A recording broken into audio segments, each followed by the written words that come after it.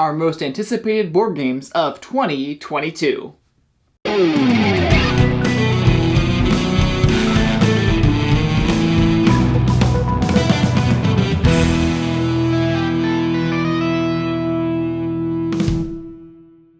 Thank you for joining us at Tantrum House Studio D. I'm Melissa Delp. And I'm Kevin Delp. We are talking about our most anticipated games that are coming out in 2022.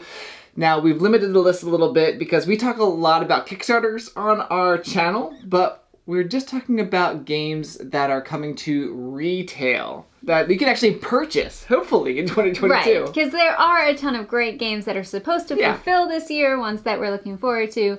But for this list, we're going the retail route. Let's get started. Number 10. Our number 10 is Dice Realms from Rio Grande Games. This one sounds a little familiar. I think it's been on the list at least 1 or 2 years before. Yes, we have talked about this in the past. Because of all the shipping delays and other things, Dice Realms has been delayed. But I just heard that it is, coming soon. I believe our review copy is coming, really, really soon. Now that's exciting. That is exciting. So we'll have some content about Dice Realms, but overview of Dice Realms, it's like an upgradable dice game where we actually are changing the sides of the dice throughout the game to make better and better dice.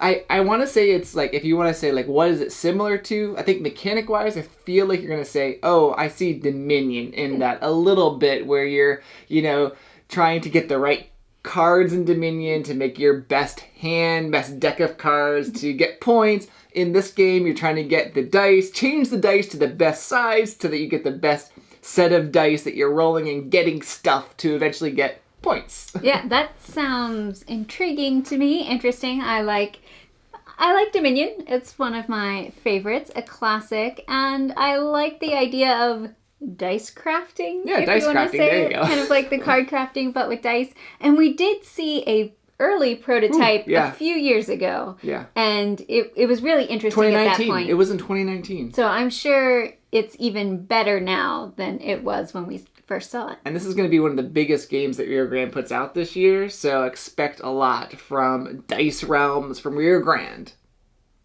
Number 9. So we're talking about 2 games. Oh, you're cheating already here. Well, they're from the same publisher, and they have the same IP, intellectual property. Same theme, okay. Okay, and that is Star Trek. Star Trek, all right. What games are we talking about? Star Trek Missions is going to be similar to Fantasy Realms. Mm-hmm. So I don't know that it will be an exact reskin, but it's the type of gameplay in Fantasy Realms with a Star Trek theme on it, and so I'm really interested in that. Realms. We enjoy the hand management sort of thing that's going on. I could see the Star Trek theme fitting well on here. Trying to assemble the best crew, maybe, or get the right items in your hand. So I'm really looking forward to that one because I am a fan of Star Trek and Fantasy Realms. Another WizKids game? Another WizKids game that's getting a Star Trek theme is Super Skill Pinball, and that's going to be called Star Trek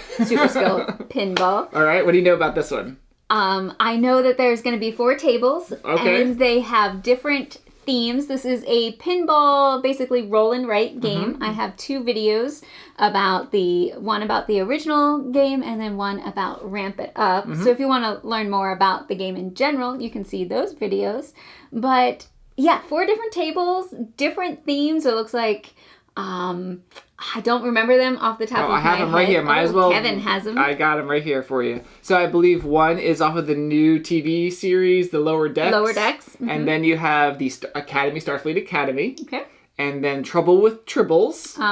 That's a classic episode. It is a classic episode. It's actually in 2, the original, and then Deep Space Nine. They went back in time for the Tribbles. And then Borg Attack. Borg Attack. Ooh, watch out for those Borg. Resistance is futile. Number 8. Number 8, we actually have a game from Red Raven Games coming out. You might be familiar with the Above or Below game from Ryan Lockett. Above and Below. Sorry, Above and Below. And then Near and Far, there's a game coming this year called Now or Never. Now or never. I believe some people got it in their hands at Gen Con, but I believe the sort of broader release is in 2022. That's why I am talking about it now. I may have talked about this in past videos, but I know it's coming out now. So Now or Never is going to be in the same vein where you have a competitive play with some asymmetric characters. I think there's going to be a little bit more asymmetry in Now or Never with this, the storybook that these both have. I do love the stories. Even in Near and Far, sometimes I want to go on the adventures and read the stories to the detriment of the actual points. The Red King. Do you still remember the Red King? Uh-oh. We need to get back to the Red King. Yeah. So it sounds like in Now or Never that you're sort of rebuilding your village. So I'm interested in what Now or Never will bring to the table. Number 7. This is Terracotta Army from Board and Dice. A new T game in their T series of games. Lots of T games. This is for 1 to 4 players. Competitive game. I believe like some of the main mechanisms going to be worker placement, but it sounds like you can upgrade your workers throughout the game. Oh, I do like worker upgrading. It sounds like there's also going to be resources that you need to collect. Like most Euro-type games, you need to collect the resources to then be able to do something with them. One of the things that seems interesting, now there isn't a whole lot of information out about it yet, is that you're going to be placing your warrior miniatures into the mausoleum for the Terracotta Army. Yeah, I like the theme's kind of interesting. Yeah. And something about where you place them and the types of groups you make, even with other players, is going to play into the scoring elements of the game. So there might be a little bit of area majority, or potentially, I don't know if it's going to be patterns or just the amount of different types of soldiers there. Sounds interesting. Number 6. So this is more a number for me. This is Risk Shadow Forces. That is I don't think correct. that was on your list. Nope. Didn't even pop up onto my radar. Not really a Risk player. No. Maybe Lord of the Rings Risk. I did enjoy that one. Okay, I'll give that to you. So Risk holds a special place in my heart. Grew up in college playing a lot of just base Risk. Did play the Lord of the Rings Risk in college. In grad school, I played Risk 2210 a lot. Enjoyed that. Would play that all the time. Yeah, something about going to the moon and conquering that. I went to the moon quite a bit. Anyway, so I like playing Risk. I don't know what it is. It's just a classic game. I know we've moved on in some ways to a lot of, other cool games, but I just like playing Risk. So I'm very interested in Risk Shadow Forces from Hasbro. Now, what this game brings is a legacy version. They actually initially had Risk Legacy. This is another Risk Legacy called Shadow Forces. I'm interested in what new things. I know Pandemic had multiple versions of a legacy sort of version, so why can't Risk do it? So I'm really interested in what Shadow Forces will bring. This legacy version where you can write on it, where you can put stickers on it, and make it your own. Number 5. Founders of Teotihuacan. Another board and dice game. We have enjoyed the just original Teotihuacan, and now there's a new game, a standalone game. Right. It is not an expansion. It is a distinct, separate game, but in the same kind of theme and universe. It has tiling in it, which I do love. And some interesting action selection, it sounds like. I did see that, where you have action discs that you're building on top of others, and depending on the height of those stacks, it may become more powerful. Potentially become more powerful, or at least adjust the type or the strength of your action. Now, Will and Jonah went to Essen, and they did see a prototype or an early version of this. They came back and they said, Melissa, this is your type of game. So I really am looking forward to it. I love puzzly type of games where you're doing actions to do other things and you have to fit things together. So I'm looking forward to this one. Me too. Number 4. This one's My City Roll and Write from Cosmos. Now, we've both enjoyed playing My City. Yeah, it had a legacy campaign type game to it. And with lots of tiles. It was basically kind of a flip and build. Yeah, flip and build with the cards and the Tetris-like pieces that you're putting on your board. I really did enjoy playing that. Yeah, especially the campaign aspect where it changed from game to game. Now, I love roll and writes. Almost every roll and write I've enjoyed. Everyone you've met. Hello, roll and write. So I am interested to see how they're combining the My City building aspect with the dice aspect. So this one says 1 to 6 players, whereas the original one was only up to 4 players. Now we played it 2-player and then sort of passed it on to Jonah and Chantel, who also played it 2-player, which I don't know if it was really built for that. Right, I think there were a few components there might not have been quite enough of, but it probably close enough. That's close enough. We made it work. And in this roll and write version, it says it has 4 chapters, and each chapter has 3 rounds. So I don't know if that's going to be like something that you're unlocking. Maybe like the chapters in My City where you play one at a time. Possibly. Don't know yet. But I do know that the dice are going to have the building shapes on them and determine which shapes that you draw onto your city sheet. My City, roll and write. Number 3. So we're talking about 2 games in this one. I thought if you could cheat, I could cheat a little bit. I guess that's fair. And in this number 3 spot, the theme is the same for both these games, just like your Star Trek one. This one's Lord of the Rings. We've really enjoyed Lord of the Rings, Journeys to Middle-earth, a co-op adventure game. They've come out with some expansions already. The Journeys in Middle-earth, the Shadowed Paths expansion, enjoyed that. Brought Gandalf in this one.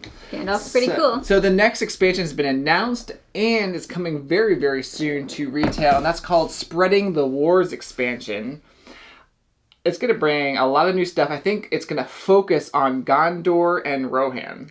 Ah, interesting. So we got some Riders of Rohan, maybe? I believe so. It says the number of new hero miniatures, 6 new heroes, 21 new enemy miniatures, or I'm not sure if new, but they're going to have 21, and then 18 double-sided journey map tiles, new terrains and all that. So, and it says much and much more. Now, I think if I'm remembering correctly, Boromir might be one of the characters in this expansion. I'm excited. I love the Shadow Paths expansion. I loved all of them, but I've loved every expansion that's come out, so I'm excited about this Spread of the War. Well, and this probably gets the award of only expansion on this list. It is the only expansion, but I sort of let it slide because we're also going to talk about another Lord of the Rings game. Okay, so the other one that we want to mention is from a different company. It is actually an exit game from Cosmos. Love our escape room style games! Yes, and it is called... Lord of the Rings Exit. Yes, Exit Lord of the Rings Shadows over Middle-earth. And it has definitely been announced for the German version. Not quite sure if and when the English version is coming out. Hopefully 2022. Sometimes the English versions Not sometimes. Trail. They usually trail. Because Cosmos is based over there in Europe. The US gets like the later releases. So. But it looks like it's a level 2. Oh, it's a little easier. So that's nice. I think that probably would work well with the IP, since it might be bringing people into the Exit kind of game universe that haven't played them before. So you probably don't want to hit them over the head with a level 4 right away. Yeah, we want them to like the Exit games. So I'm really looking forward to doing some puzzles and adventures in the world of Tolkien. Number 2. This is the Guild of Merchant Explorers from AEG. So Kevin and I got a chance to see a kind of a demo of it. It was a preview, probably prototype copy at that point at Gen Con, and played a few rounds. To me, it feels a little bit like a roll or flip and write, but it's not, because you're actually placing cubes down on your map depending on the cards that flip. Yeah, and everyone's sort of starting with the same sort of map, and then you get to decide where you're placing it in the map, and you're gonna have different scoring times throughout the game, which will then, determine not only what points, but things that you're going to be getting during the game, and removing those cubes and placing more on your map, trying to find different things. I think there were like ruins and ships. And treasures. And you could get cards that then will help you or give you immediate benefits and bonuses depending on what you do. So it's kind of interesting that, like Kevin was saying, you start out the same kind of, like a lot of those roll and write or bingo style games, but your choices are going to determine the paths that you take, and your later options are going to be completely different than other players based on where you've chosen to put your cubes and things like that. The Guild of Merchant Explorers. Check it out sometime this year. Number 1. Tenpenny Parks from Thunderworks. Really excited about this one. First of all, what drew me in right away was the cover art by Vincent Dutray, one of my favorite board game illustrators. Illustrators who do things for board games. He does way more than just board games. But anyway, I really, really like the artwork, and the gameplay sounds interesting too. Yes, I saw a picture and you have your own player boards where you're placing the Tetris-like polyomino tiles. Technically says Melissa on it somewhere. But it looks like you might have trees and things on your board that you have to take off first so you can actually build your like park. these little wooden trees on your board that you have to remove, deforest in order to place the park pieces on. Yeah, it looks like the main mechanism is going to be worker placement, where you're placing your workers on this main game board to take certain actions like clearing the trees off your property or gaining certain maybe cards or even tiles, pieces like that. The theme sounds really cool to me. This Tenpenny Parks. I like that seems like it's just fun, right? So I mean, that's an amusement park, right? Right, yeah. So definitely has that feel to it. The artwork definitely brings you in as well. It says for 1 to 4 players, so I'm really excited about our number 1, Tenpenny Parks. Let us know in the comments what board games you're excited about that are coming in 2022. Are there any that you saw on the list you're like, oh, that does sound interesting to me too? Let us know about that. We'd love to hear from you, or maybe we didn't have a game that you've heard about that is going to be released sometime in 2022. Let us know about that. We'd love to hear from you. Well, thanks for watching, and please like and subscribe.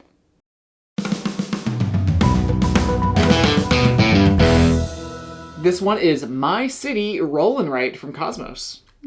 Is it Roll and Write or My City? Oh, sorry. City? He's right. Put that in the outtakes.